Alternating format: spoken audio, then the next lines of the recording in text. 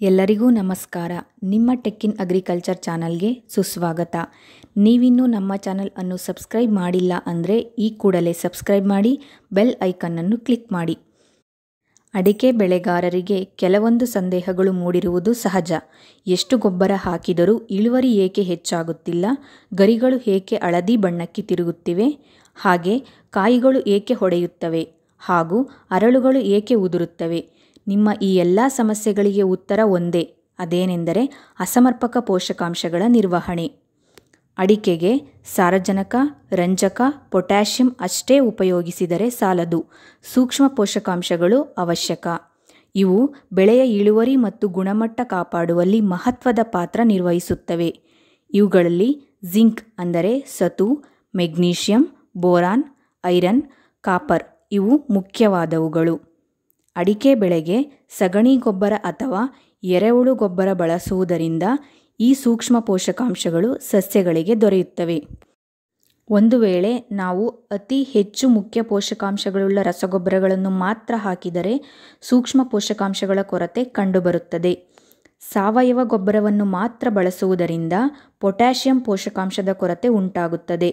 ಅದಕ್ಕೆ ನಾವು ರಸಗೊಬ್ಬರ ಮತ್ತು ಸಾವಯವ ಗೊಬ್ಬರವನ್ನು ಸಮರ್ಪಕವಾಗಿ ಬಳಸಬೇಕು. ಆಗ ಬೆಳೆಗೆ ಬೇಕಾದ ಎಲ್ಲ ಪೋಷಕಾಂಶಗಳು ದೊರೆಯುತ್ತವೆ.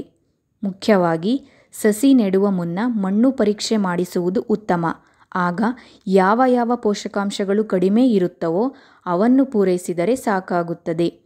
ಸಸಿ ನೆಟ್ಟ ಮೇಲೆ 3 ವರ್ಷಕ್ಕೆ ಒಮ್ಮೆ ಮಣ್ಣು ಪರೀಕ್ಷೆ ಮಾಡಿಸುವುದು ಸೂಕ್ತ.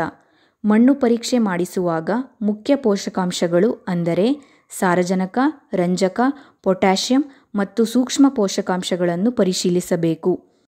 ಅಡಿಕೆಯಲ್ಲಿ ಮುಖ್ಯವಾಗಿ ಜಿಂಕ್ ಮತ್ತು ಬೋರಾನ್ ಕೊರತೆಯು ನಮ್ಮ ರಾಜ್ಯದಲ್ಲಿ ಹೆಚ್ಚಾಗಿರುವುದು ಕಂಡುಬಂದಿದೆ. ಜಿಂಕ್ ಕೊರತೆಯಾದಲ್ಲಿ ಎಲೆಗಳು ಚಿಕ್ಕದಾಗಿ ಬೆಳವಣಿಗೆಯಾಗುತ್ತವೆ ಹಾಗೂ ಒಂದಕ್ಕೊಂದು ಅಂಟಿಕೊಂಡ ರೀತಿಯಲ್ಲಿ ಇರುತ್ತವೆ. ಹೀಗಾಗಿ ಎಲೆಗಳ ಬೆಳವಣಿಗೆ ಕುಂಠಿತವಾಗಿರುವುದರಿಂದ ಇಳುವರಿ ಕಡಿಮೆಯಾಗುತ್ತದೆ. ಈ ಕೊರತೆಯನ್ನು ಸರಿಪಡಿಸಲು ನಾವು ಪ್ರತಿ ಗಿಡಕ್ಕೆ 10 ಗ್ರಾಂ ಜಿಂಕ್ ಸಲ್ಫೇಟನ್ನು ಹಾಕಬೇಕು. ಕೊರತೆಯ ತೀವ್ರತೆ ಹೆಚ್ಚಾದಲ್ಲಿ ಜಿಂಕ್ ಸಲ್ಫೇಟ್ ಅನ್ನು ಪ್ರತಿ ಲೀಟರ್ ನೀರಿಗೆ 5 ಗ್ರಾಂನಂತೆ ಮಿಶ್ರಣ ಮಾಡಿ ಎಲೆಗಳಿಗೆ ಸಿಂಪಡಿಸಬೇಕು. ಈಗ ಕಾಡುತ್ತಿರುವ ಹಿಡಿಮುಂಡಿಗೆ ರೋಗಕ್ಕೂ ಜಿಂಕ್ ನ್ಯೂನತೆಗೂ ಸಂಬಂಧವಿದೆ ಎಂದು ಅನೇಕ ಸಂಶೋಧನೆಗಳು ತಿಳಿಸಿವೆ.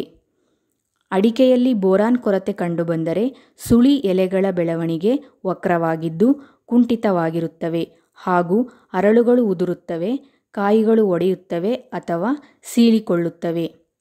ಈ ನ್ಯೂನತೆಯನ್ನು ಸರಿ ಮಾಡಲು ಬೋರಾಕ್ಸ್ ಅನ್ನು ಪ್ರತಿ ಲೀಟರ್ ನೀರಿಗೆ 2 ಗ್ರಾಂನಂತೆ ಮಿಶ್ರಣ ಮಾಡಿ ಗೊಂಚಲುಗಳಿಗೆ ಮತ್ತು ಎಲೆಗಳಿಗೆ ಸಿಂಪಡಿಸಬೇಕು. ಕ್ಯಾಲ್ಸಿಯಂ ಕೊರತೆಯ ಲಕ್ಷಣಗಳೆಂದರೆ ಹೊಸ ಎಲೆಗಳ ಬೆಳವಣಿಗೆ ವಕ್ರವಾಗಿರುತ್ತದೆ. ಇದು ಬೋರಾನ್ ಕೊರತೆಯಂತೆ ಸಹಜವಾಗಿ ಕಾಣುತ್ತದೆ. ಕ್ಯಾಲ್ಸಿಯಂ ಕೊರತೆ ಹೆಚ್ಚಾದಲ್ಲಿ ಗಿಡದ ಸುಳಿ ಸಾಯುತ್ತದೆ. ಇದನ್ನು ಸರಿಪಡಿಸಲು ಜಿಪ್ಸಮ್ ಅನ್ನು ಪ್ರತಿ ವರ್ಷ ಪ್ರತಿ ಗಿಡಕ್ಕೆ 2 ರಿಂದ 5 kgಯಷ್ಟು ನೀಡಬೇಕು. ಒಂದು ವೇಳೆ ನಿಮ್ಮ ಮಣ್ಣು ಹುಳಿಯುಕ್ತವಾಗಿದ್ದರೆ ಸುಣ್ಣವನ್ನು ಹಾಕುವುದು ಸೂಕ್ತ. ಇದರಲ್ಲೂ ಕೂಡ ಕ್ಯಾಲ್ಸಿಯಂ ಅಂಶವಿರುತ್ತದೆ. ಲಘು ಪೋಷಕಾಂಶಗಳನ್ನು ಹೊರತುಪಡಿಸಿ ನೋಡಿದರೆ ಅಡಿಕೆ ಬೆಳೆಯಲ್ಲಿ ಪೊಟ್ಯಾಷಿಯಂ ಪೋಷಕಾಂಶದ ಕೊರತೆ ಹೆಚ್ಚಾಗಿ ಕಂಡುಬರುತ್ತದೆ. ಪೊಟ್ಯಾಷಿಯಂ ಅಂಶ ಕಡಿಮೆಯಾದರೆ ಸಸ್ಯದ ರೋಗ ನಿರೋಧಕ ಶಕ್ತಿ ಕುಗ್ಗುತ್ತದೆ. ಪೊಟ್ಯಾಷಿಯಂ ಕೊರತೆಯ ಲಕ್ಷಣಗಳೆಂದರೆ ಎಲೆಯ ಅಂಚುಗಳು ಹಳದಿಯಾಗಿ ಒಣಗಲು ಪ್ರಾರಂಭಿಸುತ್ತವೆ ಹಾಗೂ ಇದರ ತೀವ್ರತೆ ಹೆಚ್ಚಾದರೆ ಕಾಯಿಗಳು ಉದುರಲು ಪ್ರಾರಂಭಿಸುತ್ತವೆ. ಪೊಟ್ಯಾಷಿಯಂ ಕೊರತೆ ಕಡಿಮೆ ಇದ್ದಲ್ಲಿ ಮ್ಯೂರೇಟ್ ಆಫ್ ಪೊಟ್ಯಾಷ್ ಅಂದರೆ ಪೊಟ್ಯಾಷಿಯಂ ಕ್ಲೋರೈಡ್ ಗೊಬ್ಬರವನ್ನು ಪ್ರತಿ ವರ್ಷ ಪ್ರತಿ ಗಿಡಕ್ಕೆ 235 ಗ್ರಾಂನಷ್ಟು ನೀಡಬೇಕು.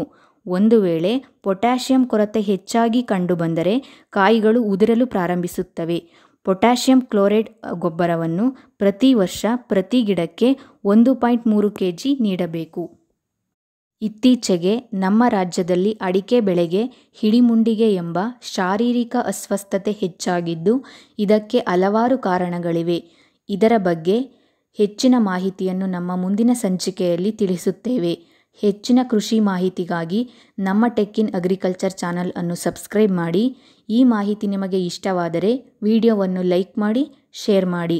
Share the knowledge, share the video. ಧನ್ಯವಾದಗಳು.